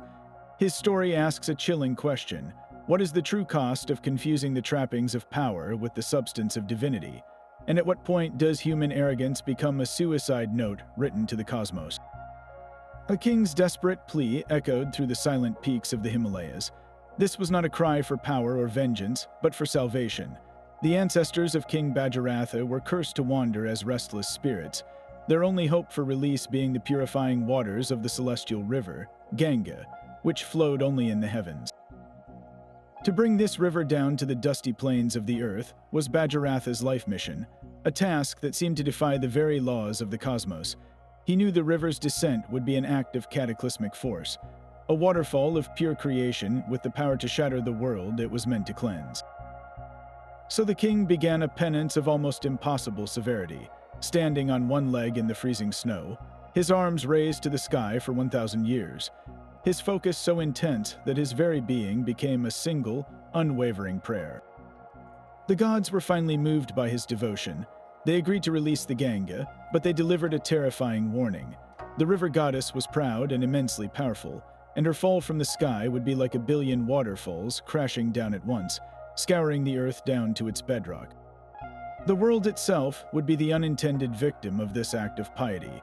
The only being in the universe who could possibly withstand such an impact was the great god Shiva, the lord of ascetics and the master of cosmic forces.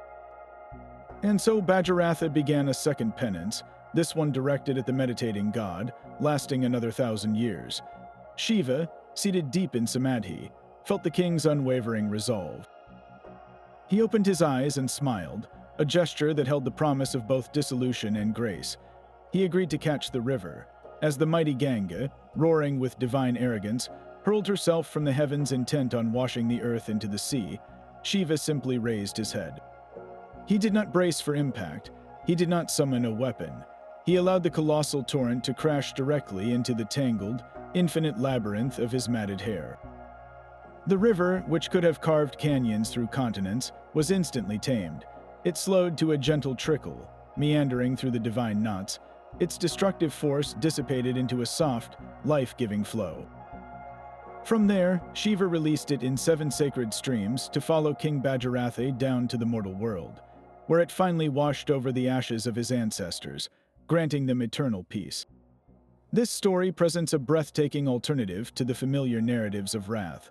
Here, divine power is not a hammer of retribution, but a shield of mercy.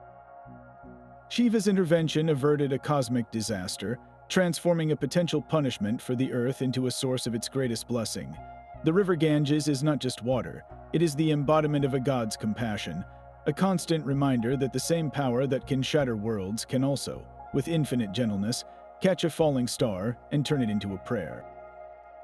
While the Ganges flowed as a testament to divine intervention, another civilization faced its deluge with nothing but human ingenuity and relentless toil.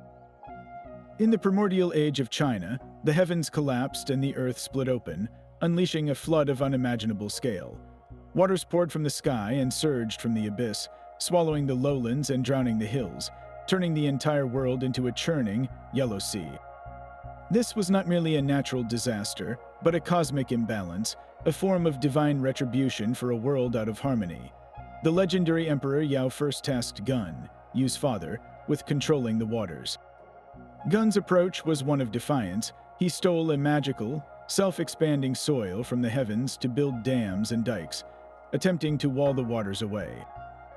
But the flood, a force of nature itself, only grew stronger behind these barriers until they burst with catastrophic force. For this failure, Gun was executed on a remote mountain, his dream of controlling the waters dying with him. The monumental task then fell to his son Yu. He understood that his father's methods were flawed, that one could not simply command the waters, but must instead guide them. He dedicated his life not to fighting the flood, but to understanding it, For 13 years, Yu traversed the waterlogged land, surveying every mountain and tracing every submerged valley. He mapped the natural contours of the earth with a profound patience, leading a massive army of workers not in construction, but in excavation. His method was one of colossal labor, dredging new riverbeds and deepening existing channels to give the raging waters a path to follow, a way to return to the sea. This was a work of unimaginable scale, carving the very face of China. The personal cost was immense. It is said he passed by his own home 3 times in those 13 years, hearing the cries of his infant son, but he never once stepped inside, knowing that a moment's pause could mean the failure of the entire endeavor.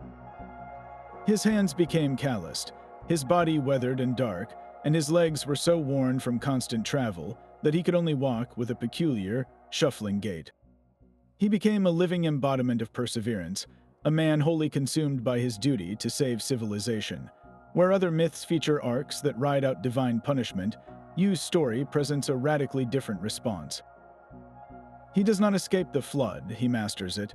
He does not wait for the waters to recede. He makes them recede through sheer, unyielding effort. His success was not a gift from the gods, but a victory earned through human virtue, wisdom, and sacrifice. For his titanic achievement, he was rewarded not with ascension to the heavens, but with the governance of the earth, becoming the founder of the Xia dynasty, China's first legendary ruling house. His legacy is etched into the very geography of the land, a permanent reminder that some forms of divine retribution are not meant to be survived, but to be solved. High atop a windswept tower, a king kept his most terrible weapon sealed behind 7 layers of iron. Balor of the Evil Eye was a Fomorian tyrant, a monstrous being from Irish myth whose name was a whispered curse. His greatest power was also his greatest vulnerability, a single massive eye that normally remained shut, veiled by a heavy, scaled lid. When his warriors pried that lid open with ropes and hooks, the eye would awaken. A venomous, baleful energy would radiate from it, a gaze so toxic it could wither entire armies where they stood, turning flesh to dust and courage to ash. This was the ultimate weapon of a tyrant, a power that enforced his rule through the promise of instant, indiscriminate annihilation.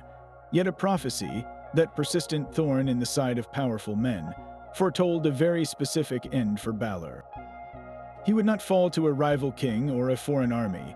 He was destined to be killed by his own grandson. In a desperate attempt to cheat fate, he imprisoned his only daughter, Ethelyn, in a crystal tower, isolating her from all contact. But a daring hero managed to find her, and from their union, a child was born.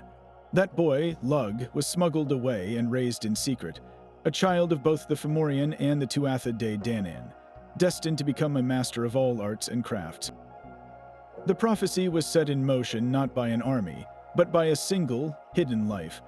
The final confrontation came during the epic Second Battle of Mag Two-Wired. Balor, enraged by the defiance of the Tuatha De Danann, strode onto the field, his monstrous eye still veiled. He roared his challenge, and his servants began their grim work, straining to lift the heavy lid. As the eye began to open, its deadly power spilling forth, Lug stepped forward. He did not carry a legendary sword or a magical spear. He fitted a simple stone into his sling. But his aim was guided by a perfect understanding of the tyrant's weakness. As the venomous gaze swept toward him, Lug let his stone fly. It was not aimed at Balor's head, but at the great eye itself. The stone struck with such force that it drove the poisonous orb straight back through Balor's own skull. The very power he had wielded to destroy others was now turned inward, obliterating him from the inside out. The destructive energy, with no outlet, erupted backward, killing the Fomorian warriors who stood behind him. Balor was ultimately destroyed by the very instrument of his terror. A perfect and poetic justice for a ruler who believed his power made him invincible. His myth echoes a timeless warning that the tools of a tyrant's oppression can, in the hands of a clever and destined hero, become the very cause of his ruin. From the crumbling walls of Troy to the weeping stone of Niobe, these 35 tales form a terrifying tapestry of cosmic justice. Each story, though born from a different culture and pantheon, echoes the same profound fears. The gods punish hubris, the arrogant belief that we can rival their power, as Icarus and Phaethon discovered in their fatal flights. They enforce moral law, avenging the betrayal of hospitality by Lycaon or the murder of kin within the house of Atreus. And they defend a sacred, natural order, sinking Atlantis for its corruption and cursing Erysichthon for his sacrilege. These myths reveal a universal human anxiety about the rules that govern existence and the terrible price of breaking them. They are ancient attempts to answer the most haunting questions about our place in the universe. Are we merely playthings for capricious deities, or are we moral agents whose choices ripple through the cosmos with real and devastating consequences? The stories suggest it is both, a world where fate and free will are locked in an eternal, often brutal, dance. This shared mythology across the globe tells us that our ancestors, no matter where they built their cities, looked into the stormy heavens and the restless earth and saw not chaos, but a system of justice far older and more powerful than any human king. They understood that some lines, once crossed, invite a reckoning beyond any mortal court. So we are left to ponder, in our modern world of towering cities and digital realms, what forms might divine retribution take, or have we simply found new gods to anger with our pride? Let us know which of these myths resonated most deeply with you in the comments below, and subscribe to continue unraveling the world's greatest historical mysteries together. These ancient stories of divine punishment are far more than just thrilling tales. They functioned as the original moral and psychological operating system for entire civilizations, a deeply encoded warning system designed to answer the most unsettling questions a society can face. When the earth shook or a plague swept through a city, our ancestors did not see random chance. They saw the displeasure of a god, a direct consequence for a communal sin.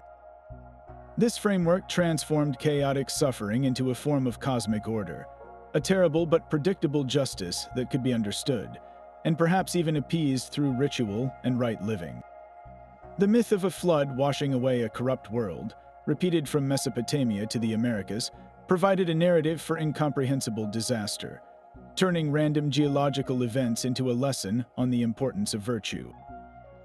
On a personal level, these stories offered a powerful deterrent against antisocial behavior.